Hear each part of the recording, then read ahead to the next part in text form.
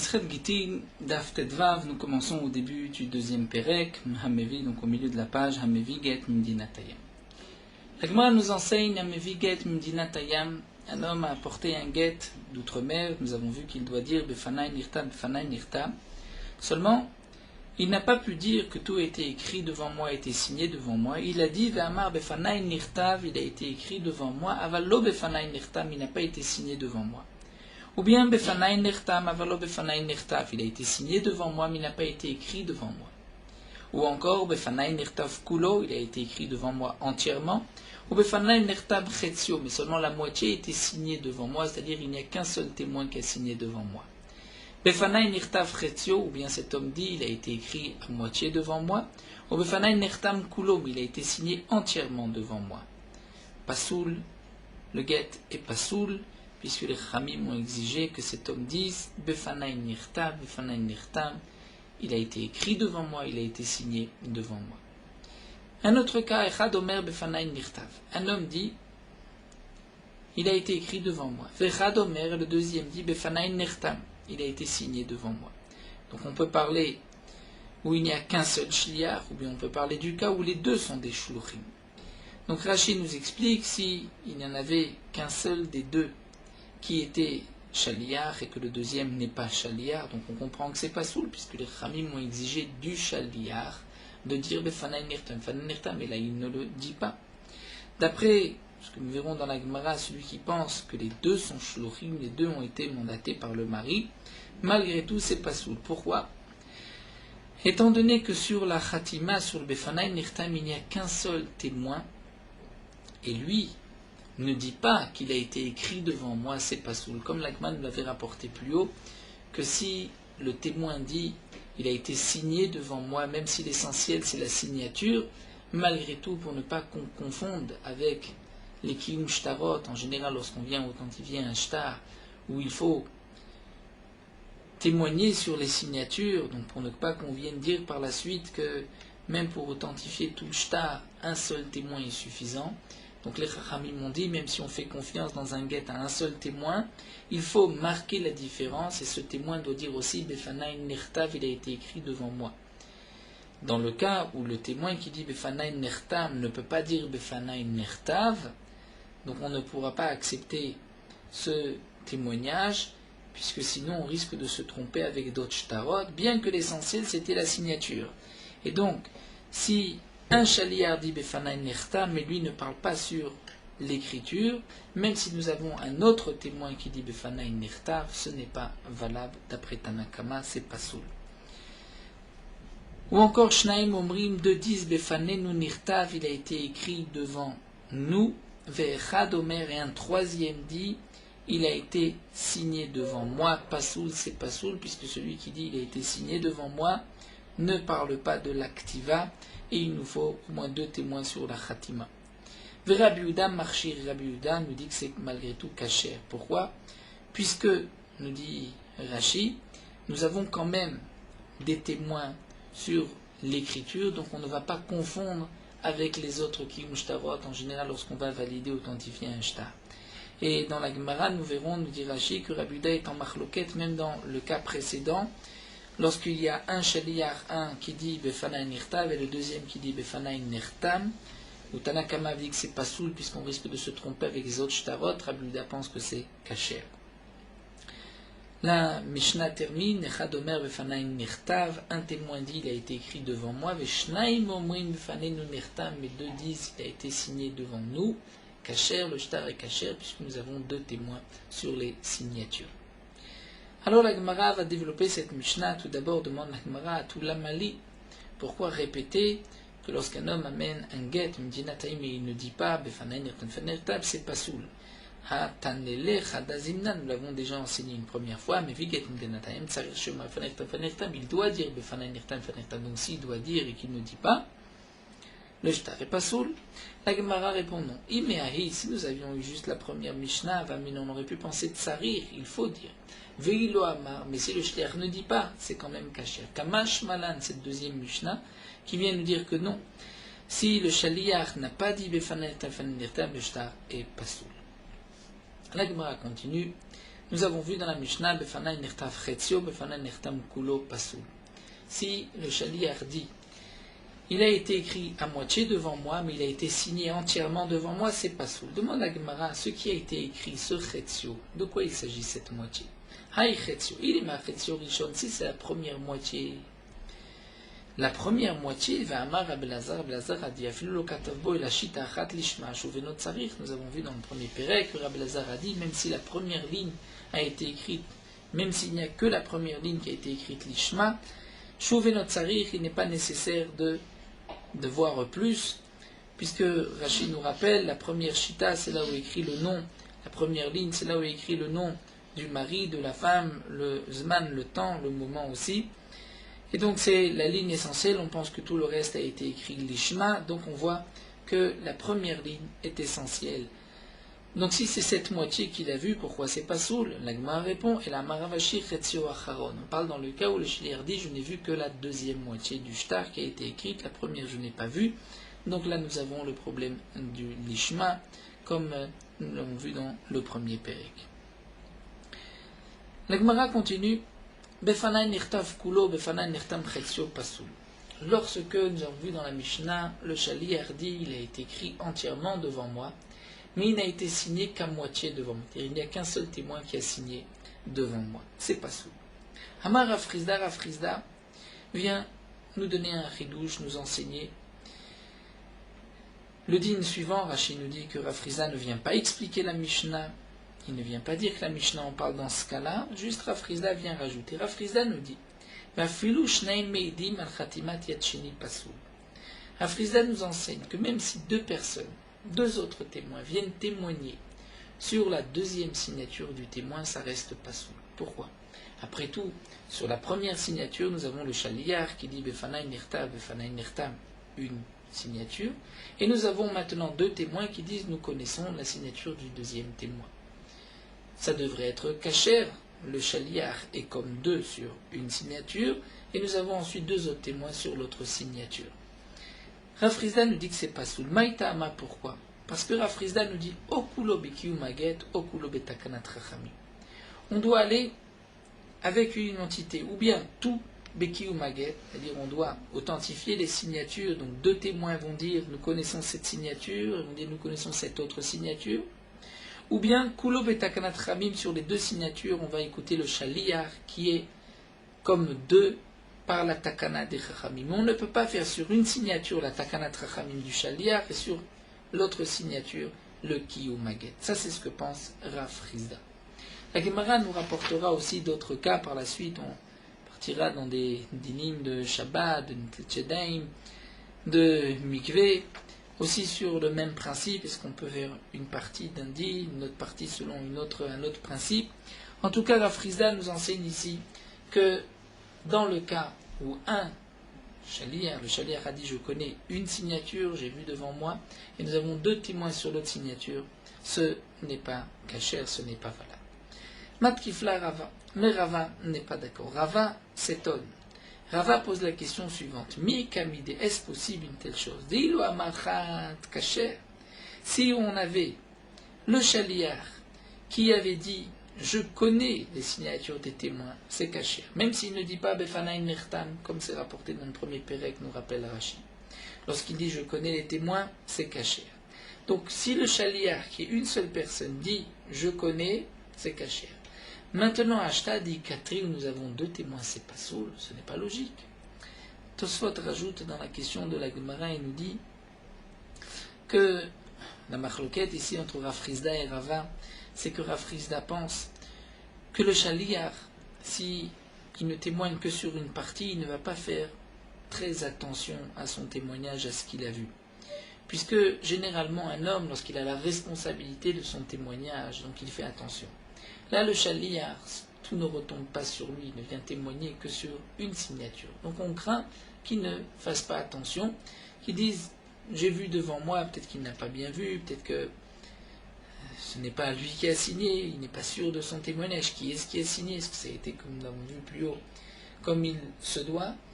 Et donc ce shaliach pense que de toutes les manières, puisqu'il y a deux autres témoins, c'est les autres aussi qui vont authentifier le shtar, et donc je ne suis pas tellement responsable, donc il ne fait pas attention à son témoignage. Rava pense que non, que sur la partie sur laquelle il témoigne, il fait attention, c'est pour cela que Rava n'est pas d'accord. Et là, Rava, donc Rava reprend et nous dit, Afilou, Rava n'est pas d'accord avec Rav Frizda, il dit, Afilou hu ve'acher meidi malchatimat yad sheni pasul. Rava vient dire, dans le cas de Rav Frizda, si un shaliach a dit, le shaliach a dit, je connais, devant moi a été signé une signature, un témoin, et que nous avons deux autres témoins sur l'autre signature, là c'est caché. Mais nous dit Rava, si le shaliach dit, le shtar a été, le get a été écrit devant moi, et il a été aussi signé devant moi, mais nous avons une autre personne qui vient aussi témoigner sur la deuxième signature. Si la deuxième personne n'était pas venue, le shliach avait dit, il a été écrit ici devant moi, c'est caché. Mais là où cette personne de l'extérieur vient dire, ah, moi aussi je connais la signature de ce deuxième témoin, là ça devient pas sourd. Pourquoi? Maïtama. Après tout, si cet homme-là n'était pas venu, il n'y a que le shliach et c'est caché. Pourquoi? Par ce rajout, tout devient pas soul. Rava nous explique à on risque de confondre avec un digne de Kim Shtarot lorsqu'on va authentifier un shtar, des Allemands en général, fait kanafik et on va sortir Mechir Riv'a, c'est-à-dire toute la totalité de la somme moins un quart, c'est-à-dire les trois quarts des mamonas de l'argent, un pouma de Khatsadeh sur le témoignage d'un témoin. C'est-à-dire, Rashi nous explique et nous rapporte la Gemara dans Ktubot. Lorsque nous avons deux témoins qui ont signé sur un shtar, ne parlons pas de guette d'un shtar où viennent à prêter de l'argent à Shimon. Un des témoins est mort. Le deuxième vient dire, je reconnais ma signature et je sais aussi que celui qui a signé là à côté, c'était effectivement un tel. Et nous avons, donc sur sa signature, un homme écrit, on lui fait confiance, c'est ta signature donc on te croit. Mais sur la signature du deuxième, il nous faut un autre témoin. Et nous avons un autre homme de l'extérieur qui vient dire, je connais la signature du deuxième témoin. Dans ce cas-là, on ne pourra pas authentifier le shtar, il n'est pas caché. Pourquoi? Parce que lorsqu'on calcule comment on va sortir cet argent, dire comment on va accepter le shtar, on se rend compte que on s'appuie pour les trois quarts de la somme, si on peut dire, sur le témoignage d'une personne. Normalement, lorsqu'il y a deux témoins, al-pishnaim, c'est comme si chacun, sur le témoignage de chacun, il y a la moitié de l'argent qui va être donné. Mais là, cet homme qui a signé dit c'est ma signature. Donc la moitié c'est par son témoignage. L'autre signature, on peut dire c'est l'autre moitié du shtar, nous avons besoin de deux témoins. Si lui aussi est témoin, donc il prend encore un quart et avec un autre témoin, un autre quart. Donc nous avons lui qui témoignait, dire grâce à lui on sort les trois quarts de l'argent et un quart sur l'autre témoin. C'est ainsi que la Gemara a défini dans Masechet Ktubot. Donc, nous dit Rava, là aussi pour un get. C'est vrai que dans le get, le din ce n'est pas la même chose, puisque de toutes les manières, lorsque le shaliach dit Befanai nirtam, Befanai nirtam, les chachamim le croient comme deux témoins, et donc le get devrait être caché. Seulement, nous allons faire une gzera, de peur que on risque de se tromper dans d'autres cas. C'est-à-dire, si on permet le témoignage d'une autre personne de l'extérieur sur le deuxième témoin, on permettra aussi dans un kiyum shtarot, lorsque deux ont signé, un est mort, et que le vivant dit c'est ma signature, ça c'est la signature de mon ami, et qu'il y a un autre qui vient dire aussi c'est la signature d'un tel, on risque là-bas de permettre d'authentifier le shtar et de faire sortir de l'argent, et là-bas, ce n'est pas valable. Donc, nous dit Rava, ici aussi, le Khamim ont fait une zéra. Si le Shali a dit, c'est caché, mais si un autre s'associe et dit, la deuxième signature, je la connais, là, ça devient pas soul. Et c'est pour cela que Matkifla Ravashi s'étonne, dit, je ne comprends pas. Mi kamide, est-ce qu'on peut dire une telle chose? Des iloma sikle ou les coulés, dibura kacher, si c'est le Shaliach qui termine tout, qui dit, c'est caché. Parce qu'il y a une personne en plus, ça devient pas sourd, ce n'est pas logique. D'après Ravashi, on ne va pas faire une zéra dans ce cas-là. Et là, Ravashi nous dit, même dans ce cas-là, c'est caché. Donc certainement que Ravashi est d'accord avec Rava, donc contre Rav Frizda. Donc reprenons. Si le Shaliach a dit, il a été écrit devant moi entièrement, et la moitié a été signée devant moi, donc un témoin, et que nous avons deux autres témoins, Rav Frizda avait dit que c'est pas soul, Rava et Ravashi vont dire que c'est caché. Rava a dit que si le témoin dit Befanan Nirtam, Befanan Nirtam, et que nous avons une autre personne de l'extérieur qui dit la deuxième signature je la connais, là d'après Rava c'est pas soul, d'après Ravashi c'est caché. Et Ravashi lui va rajouter, il va dire Afilo Omer, Ani ou Etcheni Pasoul. Dans le cas, nous dit Ravashi, où le Shaliach va dire je suis moi-même le deuxième témoin, là ça devient pasoul. C'est-à-dire lorsque le Shaliach va dire Befanaïn Mirtav, il est écrit devant moi, il a été signé devant moi, c'est caché. Mais s'il dit je suis moi-même le deuxième témoin, c'est pasoul. Maïtama, pourquoi Okulo Bekiu Maget. Lorsque on vient dire c'est ma signature, c'est qu'on vient authentifier la signature comme un Kiyum Shtarot, comme un Kiyum Maget. Et donc, là, on ne peut pas accepter une partie Bekiyumaget et une partie Betaknat Ramim. Okulo Bekiyumaget, Okulo Betaknat Ramim, puisque nous avons deux signatures, donc deux témoins. Donc, même si sur une signature, on accepte Betaknat Ramim, je te dis ça a été écrit devant moi. Sur la deuxième, s'il dit c'est ma signature, là ça ressemble à Kiyum Haget. Et là, on ne peut pas diviser une partie Bekiyumaget, une partie Betaknat Ramim. Donc, d'après Ravashi, c'est pas sûr. Tnan Lagma nous rapporte la Mishnah. C'est marqué Befanaï Nirtav Kulo, Befanaï Nirtam Chetzio Pasoul. Dans la Mishnah, nous avons vu le Shaliach dit il a été écrit entièrement devant moi, mais il a été signé à moitié devant moi. Donc une seule signature, c'est Pasoul. Demande l'agma, Edar Chetzio, mais sur l'autre moitié. Hechidame, de quoi on parle? Est-ce qu'il y a un témoignage ou pas? Il est madeleka de Kamasidalia. Si personne ne témoigne sur la deuxième signature là, est-ce que nous avons besoin de préciser que c'est pas soul? Dans la Mishnah, nous avons vu que si un Shaliach dit il a été écrit devant moi, le deuxième Shaliach dit il a été signé devant moi. Un témoin témoigne sur toute l'écriture du guet. L'autre témoin témoigne sur toute la signature du guet. Et on dit que c'est pas soul parce que ce n'est pas le même. Alors dans le cas où Chetzio, lorsqu'il ne vient témoigner que sur la moitié, m'évaillé, est-ce qu'on a besoin de dire que c'est pas soul? C'est évident que c'est pas soul. Donc on est obligé de dire que le Tana veut nous enseigner un chidouche. Lorsque le Shliach a dit il a été écrit entièrement devant moi, mais signé à moitié que c'est pas soul, c'est qu'il y a un chidouche. Quel est le chidouche? C'est qu'on vient nous enseigner, et la Okedera Ravashi, la Foukim de Rav Frizda. Rashi nous explique le chidouche de Rav Frizda est un chidouche est beaucoup plus grand que celui de Rava et de Ravashi. Donc de dire dans la Mishnah qu'il y a un chidouche, on va certainement prendre le plus petit et exclure Rav Frizda. Donc n'est-ce pas que lorsque le Shliach dit il a été écrit devant moi et signé à moitié devant moi, donc on ne parle pas du chidouche de Rav Frizda où il y a deux autres témoins sur la deuxième signature, puisque ça c'est de dire que là aussi c'est pas sous, c'est un grand chidouche comme l'a soulevé Rava.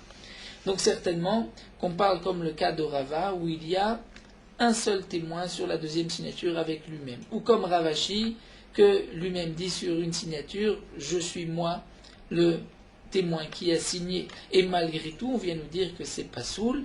Donc nous voyons de la Mishnah comme Rava ou comme Ravashi, mais on exclut Rav Frizda qui est un chidouche qui est très très très très fort.